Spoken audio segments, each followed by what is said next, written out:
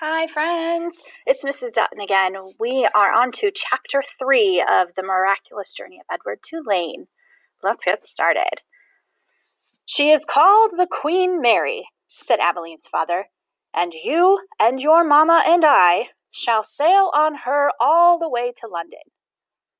"What about Pellegrina?" said Abeline. "I will not go," said Pellegrina. "I will stay." Edward, of course, was not listening. He found the talk around the dinner table excruciatingly dull. In fact, he made a point of not listening if he could help it. But then Abeline did something unusual, something that forced him to pay attention. As the talk about the ship continued, Abeline reached for Edward and took him from his chair and stood him in her lap. "And what about Edward?" she said, her voice high and uncertain. "What about him, darling?" said her mother. "Will Edward be sailing on the Queen Mary with us?" "Well, of course, if you wish, although you are getting a little old for such things as China rabbits." "Nonsense," said Abeline's father. "Who would protect Abeline if Edward was not there?" From the vantage point of Abeline's lap, Edward could see the whole table spread out before him in a way that he never could when he was seated in his own chair. He looked upon the glittering array of silverware and glasses and plates. He saw the amused and condescending looks of Abeline's parents. And then his eyes met Pellegrina's.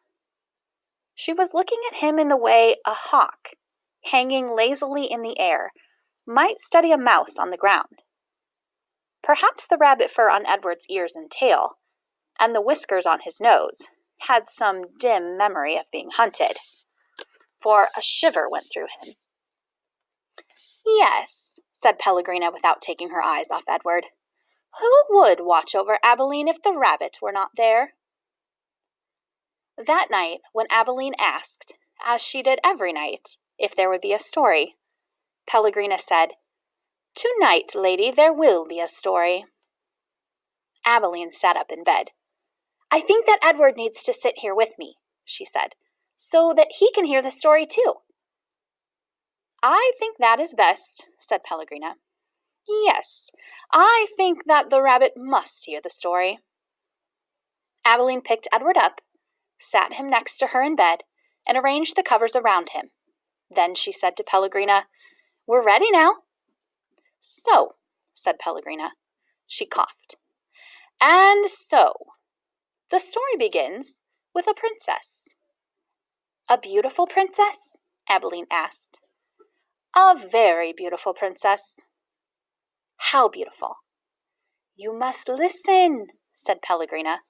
"It is all in the story."